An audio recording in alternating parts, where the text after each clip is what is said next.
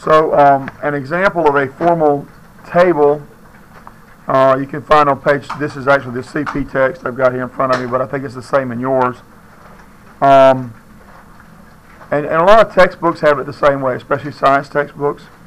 You have a table followed by a number. Now the reason it says 1.1 here is because this is Unit 1, Table 1. But when you're writing a report of your own, you're just going to say Table 1 or Table 2 or Table 3, okay? But notice it's followed by a period. So a formal table has a table with the word capitalized, followed by a number 1, followed by a period, and then the description. Now some descriptions are really simple like this one because it's just a list of things, okay? And some are more complex than that. And you have to decide when you have to use your brain and figure out that when you're doing a formal table or a formal graph, you have to figure out that you know what information you need to answer some key questions in that table label. Now, when I say answer questions, I really don't want to see the questions followed by an answer. I want your statements to answer these questions. That makes sense? Every once in a while, I'll have somebody actually write down a question and answer it in the table label. That's not the point. You write a statement that would answer the questions. That makes sense? So the statement or statements, you can use more than one sentence if you need to, that you need to have that are in the table label that describe the table. Tell me two things. They tell me what is in the table. Remember, we want to be thorough while being as succinct, and that's that same science writing sort of conflict going on, okay?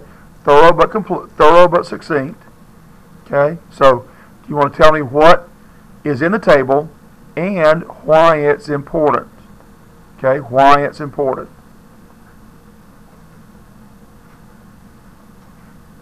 Does that make sense? All right. I'm telling you, when I'm looking at when you're writing a table label, or a table description really, the table label includes the number and the description, okay? When you're writing a table description, it always goes on top of the table.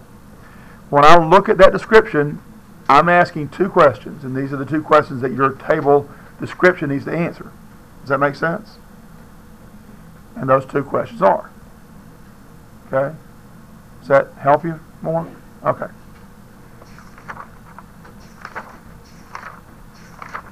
Now, I know you've done tables before, but in a formal sense, the tables you've done before probably aren't tables in a science sense, okay, in a formal writing sense in science. They're probably organizers of some kind, okay? You might call it a chart, kind of like this might be called a chart. And you can do something like this in a lab notebook, and that's perfectly okay to organize your data. One of the key things that's an element of what science is and does is organizing data. We can kind of figure out what's going on when we organize data. And so you can do something like this on a homework sheet or paper or something, but notice it doesn't have that formal table label at the top. It doesn't have the table number and the table description at the top. It just says, here's our independent variable, here's the dependent variable, this is our this information. Okay? And this is another simple chart. It's not really a table in the formal science writing sense. Does that make sense to everybody? Okay? If you want to make a formal table, then you have to put it in that formal table form. Table number, followed by a description that tells you what's in the table and why it's important, and then some other elements down here. Okay? Everybody got the table label part of it down. Okay? All right. Now every table also has, in addition to the table label, and let's just put it down here kind of in a general form of saying table 1. Remember, it's either table 1 or table 2, whichever one it is in that particular write-up that you're doing. Okay? It might be a formal lab report, it might be something else. All right? So it's table 1. Then you've got that description I talked about. And in the table, you also need to have column labels. Now, you can either have column labels or row labels, but 9 times out of 10 or more in the sciences, it's always a column label. Okay? It's a column label that's going to explain what's in that column. Okay? So in this example, and this is actually a physics example, not a chemistry example here, the table label is here, and then the column label says what I'm measuring in that column is force, and the measurement unit is in newtons. So it has the description of what's in the column and then the units of measurement if there are any. Notice the units of measurement are not found in the cells where the measurements are, or for that matter the calculations, if there's calculated answers there. Okay, it's only, the unit of measurements only go in the column label. Now that's really a relatively new, I say relatively new, it's new in terms of my lifetime, because it's done this way because of the use of electronic or digital communication systems and organizers like spreadsheets, like Excel.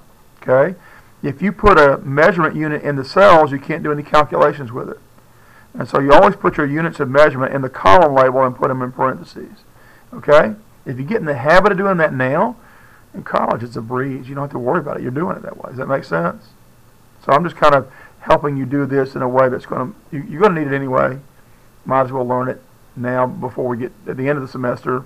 You know, we'll practice it as we go along. Okay? Any questions about that? All right, so you got to have table number, table description, and that makes up altogether the table label. You must have either column or row labels, and almost all the time it's going to be column labels, especially in here. Column labels have the description of what data or information is in that column, and if it's a measurement or calculated number, it includes the measurement or calculated number units of measurement in parentheses. Okay, so for instance, this is a calculated number, meters per second squared, and so that is in parentheses. Does that make sense?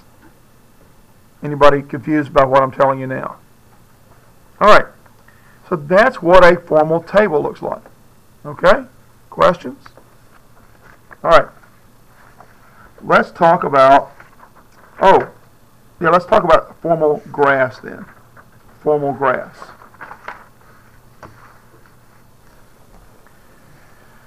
Okay, now a formal graph always has a title at the top. A formal graph always has a title at the top.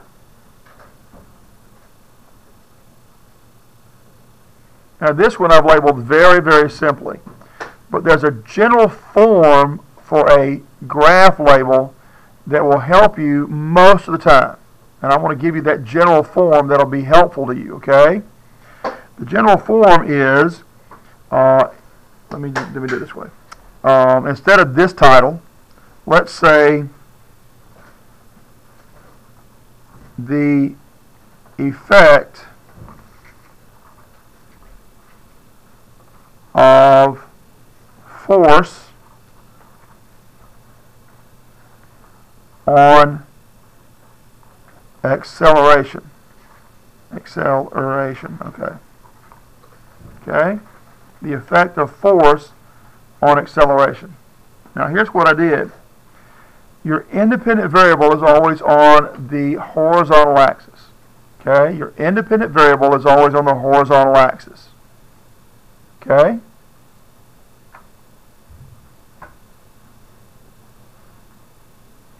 Your dependent variable is always on the vertical axis.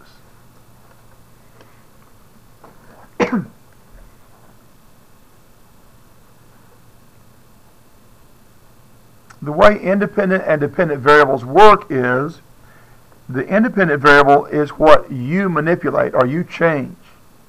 Okay, so if you're doing some experimentation and you want to see how you want to apply force to an object and then measure the acceleration, well, then what you're actually looking at is the effect of force on an acceleration. That's the way that independent and dependent variables are related. Okay, it's always what you're doing to the independent variable and what change it's causing in the dependent variable.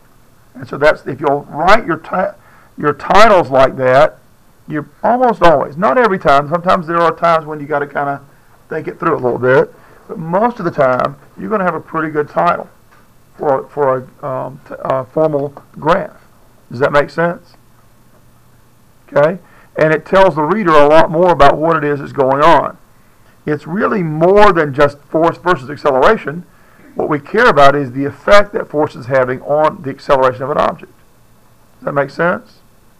And when you're doing experimentation, that's what you're trying to determine. How is that independent variable affecting that dependent variable? That's how your hypothesis is written. Okay? That's how your model is developed. All these things are tying together, and when you do them in the same sort of format, it just clicks for somebody that's reading it who who kind of understands what they're reading. Okay? Kind of understands science writing. That's what you expect to see, and you're not confused. Does that make sense? I mean, science writing is complex enough, right? No? Yes?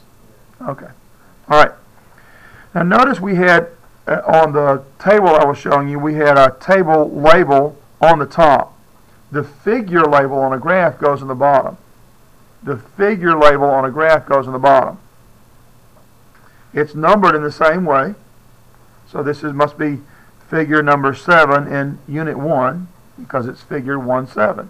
Again, on your write-ups, you'll just say, figure 7. Although you very rarely you're going to have that many graphs or that many figures in a lab write-up. You could. It's possible. Before I completely walk away from figure labels, let me tell you, graphs, photos, and illustrations are all labeled as figures. Graphs, photos, and illustrations are all labeled as figures.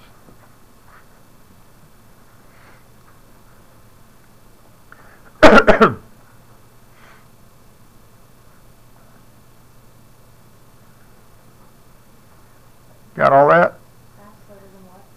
Graphs, photos, and illustrations.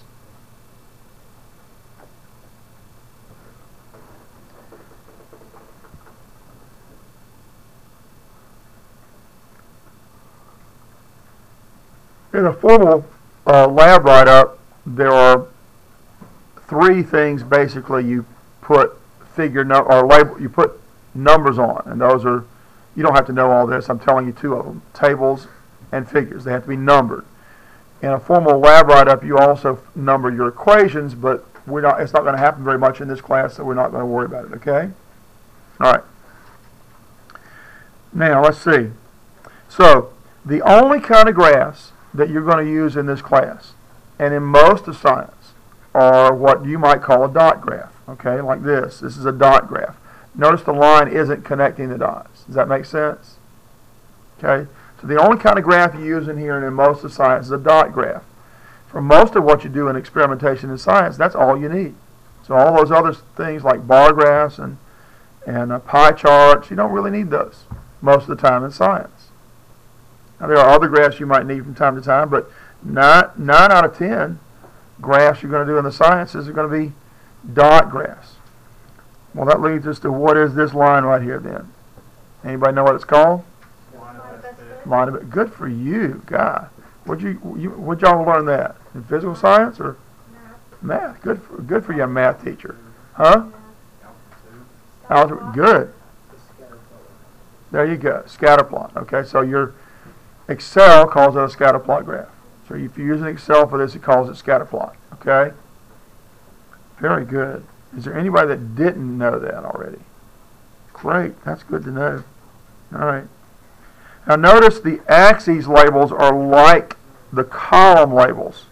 Axes labels are like column labels. Okay? They are, you tell me what is being measured on that axis. So this amounts to a number line here.